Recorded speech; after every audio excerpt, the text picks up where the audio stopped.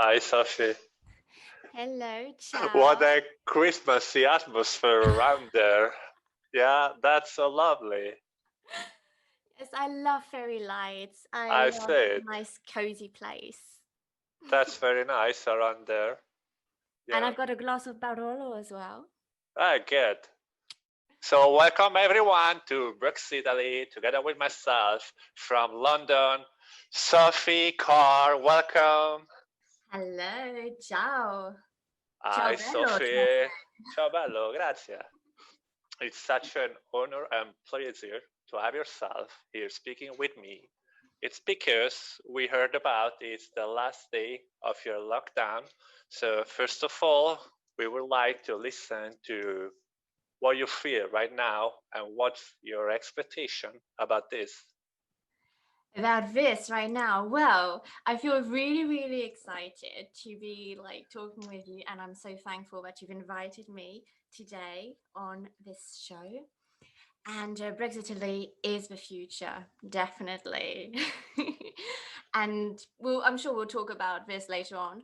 How I'm feeling right now is I'm not going to say panicked. I'm excited, but slightly panicked because I don't know what kind of questions you're going to ask me.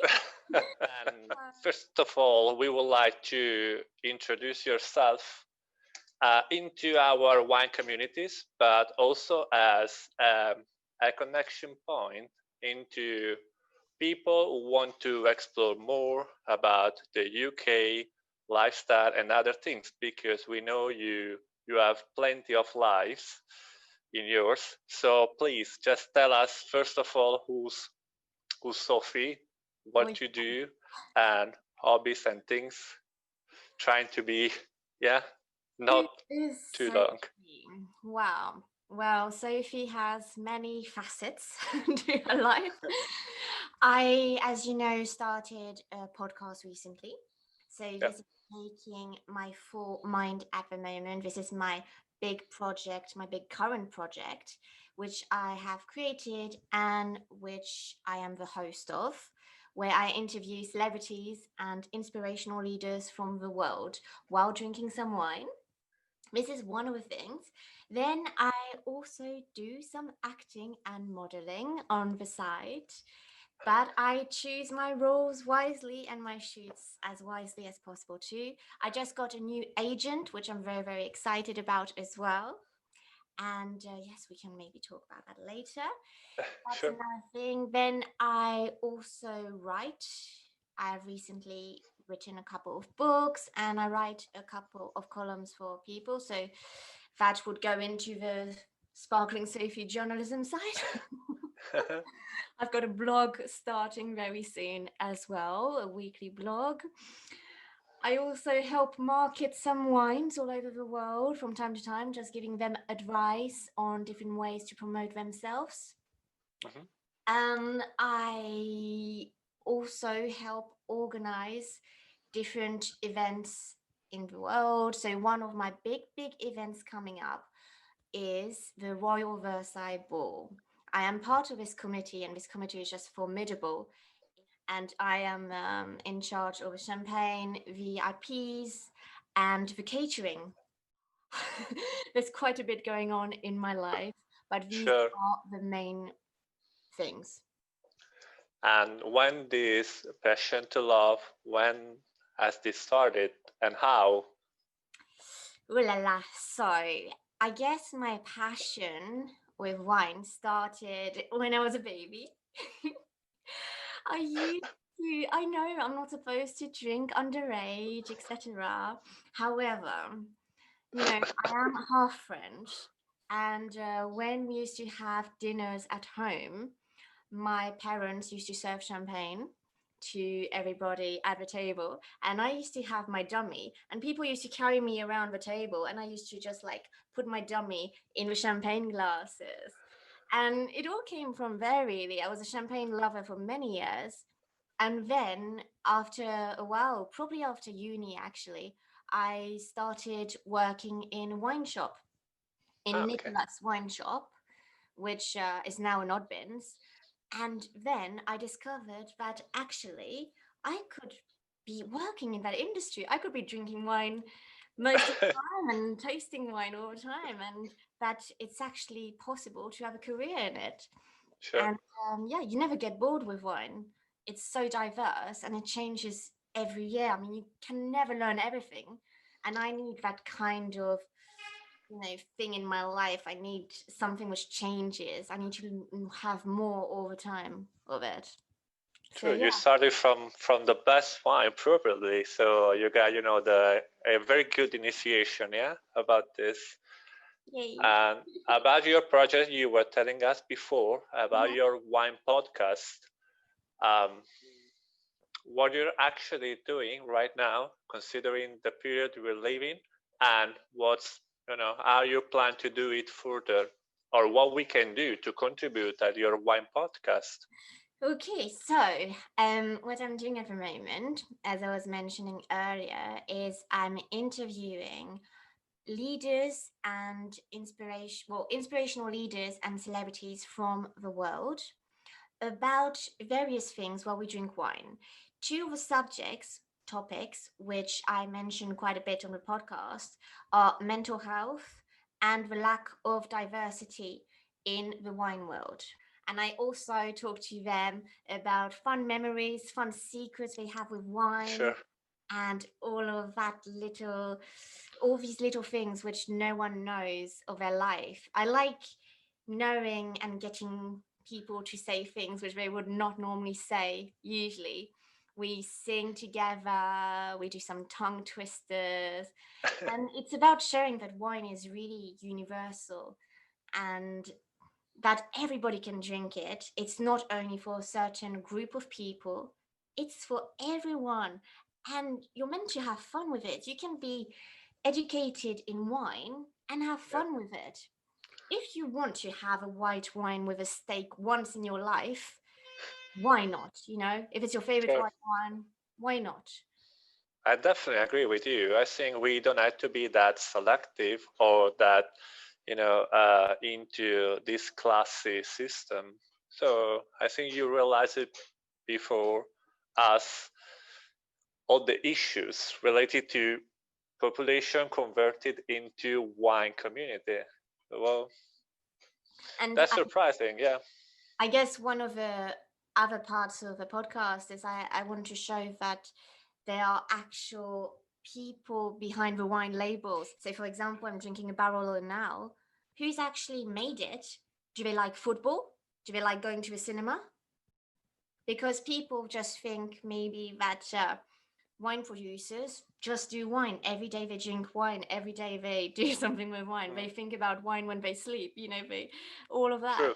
But actually, there's so much more about it. And the way you were asking me, the way you and Italy could contribute towards that, or how could, I guess, in the way of who could come on my podcast, who could I interview? I would really love to interview some Italian leaders, whether it's business leaders or just strong, inspirational women. Yeah, We will ask. We will ask. Yeah, as soon as we launch this video, and without translating it, because you need definitely, I think, someone who speaks English. I think. Yeah. I think I can speak English. Yeah. So yeah, we will look into some Italians ready to contribute to your very positive way to promote wine in a different way. I think people at this time are sick and tired of the, just show the bottle and just be that focus on great varieties, on all this technical stuff. I think Well, yeah, no, I was going to say what I think is with the technicality side of stuff, it's really good. But however, if we want to appeal to the larger public yeah, and make them excited and interested, you need to true, go through different ways. The labels, as I said, who is actually behind the wine label? Everything, the aesthetics and the physical side of it. Would true. a Merlot be more a man or a woman? Or I don't know, so many different ways of seeing it, more artistic views, I guess. Yeah, I definitely agree with you. And then I will be connected to this because I would ask you later on when we think about Italian wines, what we can do to promote it. But before it, just give us a quick overview on what's the wine world into the UK. So, what's the UK market, what you can find, what's the position of Italian wines into that, and your opinions. Go Okay, on. gosh. So, the way I would answer this is I would say there's a majority of Australian and New Yeah, Zealand wines in the English market, as well as French, Italian, and Spanish. sure. Those I would say are the five main ones. The UK market, like most wine markets in the world at the moment, is having a trend going towards organic wines, Sure. a trend going towards vegan wines, everything which is natural. This is really becoming a thing now, a theme. I think the UK Good. market is also going towards maybe becoming a UK wine Yeah. tourist destination in the future, in the next 15 years, as people go to Champagne to visit the different vineyards there. I think the UK market is really building the English sparkling wine brand and still wine brands very, very much at the moment.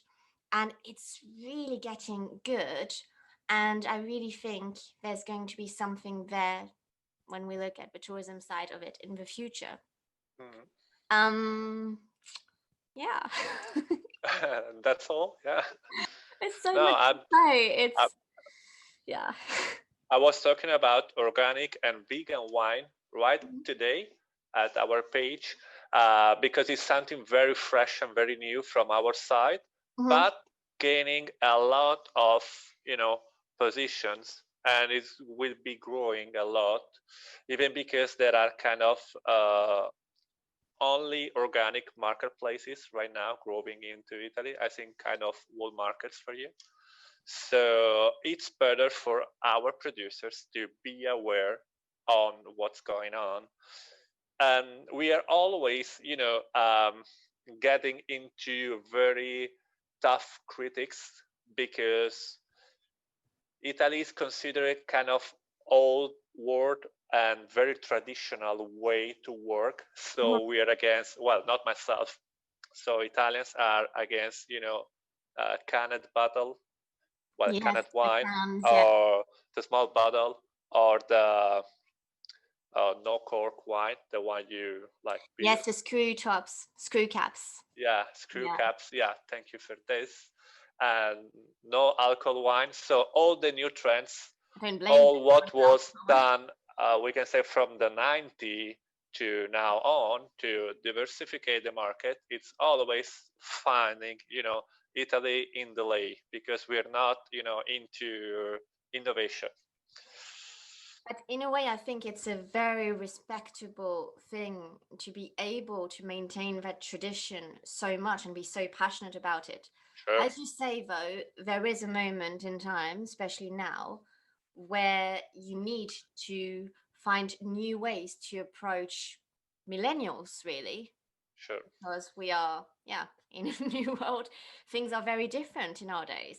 But I think we should still maintain tradition. So if we can have sure. a little combo of both things, it's the perfect recipe in my Yeah, opinion. I think it's the key. You don't have to renounce your tradition, but on the other side, you should be open to the worldwide because it's not anymore like before that you sell to the market just in front of you and that's done. Now Mm. you have to compete to a global market, and you have plenty of opportunity outside and abroad. So you need to let yourself, Well, understand more. yeah, and as people say, numbers don't lie. So at the end of the day, if you are in the wine business and a wine producer, you need to have a look at the business side of things and see that yes, tradition is important, but also, for example, we were talking about organic wines. Yeah, I mean, in 2023, we're expecting about 1 billion um, people to be consuming organic wines around the world, which is enormous, and which is what, like, I think in 2013 or something, it was around 450 million. So it is much more, and it's so important to keep those things in mind going forward. Sure. By the way, what you're drinking, if I ask you? Barolo, I told you, I'm drinking Barolo. Very good. So the big muscle from Yamagista. Piemonte. I Yeah. chose an Italian wine. Good. Great choice. Yeah. Well done. Thank That's, you very the big muscle from Piedmont, so the northern western part of Italy, where the region capital city is Turin. If you have been there, probably. Absolutely. I have Yeah. traveled to Italy Yeah. quite a bit, actually, with my parents. Growing up, we used to always go to Italy. Great. Actually, that's a great area where they're doing great wines, maintaining the, tradition at maximum, but still maintaining the premium market worldwide. I think that's a good example to take when you had to talk about terroir or, area where they're working very good. Another very good area, I think it's Valpolicella in Veneto. I don't know if you are aware about Amarone. And Absolutely. I love a good Amarone. Of course, I love it. Good. Brava Sophie. You make me feel so proud and happy of Italy, yeah? Oh, I can't wait to come back to Italy. Oh, You're more than invited. And I think after this, plenty of offers and invitation will come straight to you. So just prepare your bags, yeah? And I hope that we can travel again, because I don't know about restrictions, but still, yeah, halfway we are, yeah? no, it'll be very exciting. I said, well, if there's a TV show on the cards, there will be no restrictions for us, will they? Good. So you have, I think, two more things to ask you, dear Sophie. First, what's your expectation about this, after lockdown, and hopefully we're finally over with COVID-19, considering that you are into a Brexit country. So yes. What's going to happen? What's going to happen? Things are going to go amazingly. Me and you are going to create a bridge between Italy and England. You got it. A wine revolution, and it's going to explode with beauty and positivity all around the world. We're in. So we have to call to the army all the wine lovers around. Did I say it in Italian? Sure. Ok, bear with me. Ok, che avremo sempre bisogno di creatività e talenti, non pensateci con la Brexit. Abbiamo chiuso i confini con voi. Giusto, that's good. Con voi. Con voi, anzi, è uno stimolo per attrarre I migliori talenti. Hey, that's so lovely from you, Sophie. Yeah, great time. So I think tomorrow you're gonna get plenty of requests of Italians who want to move into the UK, no matter Brexit or COVID or challenge and things. So that's a very positive message. Thank you, but I wasn't able to say it in one go. I'm trying. But... that was so cute, and I don't have to translate it, so it's very, very, very good. And that make me feel so proud of having yourself today, making my day much better than when it was started today, because it was so stressful and so so many things and the news and things. I think we are more than ready to listen or download or follow yourself into your pages. So please tell us where to follow you. And then give us a big goodbye. And yeah, that's all. Okay. So, if you want to know more about me or follow what I do in my wine life or just in my life, or even just follow my new podcast, the Wine Drinkers Podcast, you can find all the details on Instagram at sparklingsophie.co.uk or on my website www.winedrinkers.co.uk or That's on my lovely. LinkedIn, Sophie Carl. Most people don't actually know my real name, although Sparkling Sophie is my real name, obviously, but let's say I've got Sure. two. And yes, Sophie Carl, Kall on LinkedIn. Voila. I think you fit an empty space where no one goes, which is kind of psychology and wine and fun and people and biography, And wine matching dancing. all these things. Yeah, sure. And you're all also funny, so got interest and attraction from this. It's not boring, which is the main thing when you have to follow someone. So I think you're getting very, very, very, very famous soon. So Oh. don't forget about your Italian fan. So I'm not Nello. famous already. Is that what you're saying? You are. So I guess it's time to say bye-bye.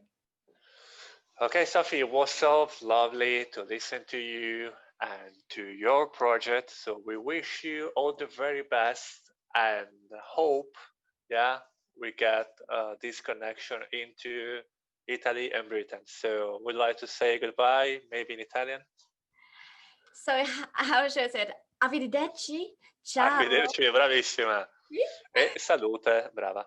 Salute e molto grazie Prego. per invitarmi on this show. It has been fantastico. Mwah. Sei stata grandissima, bravissima Sofia. Diciamo noi grazie a te.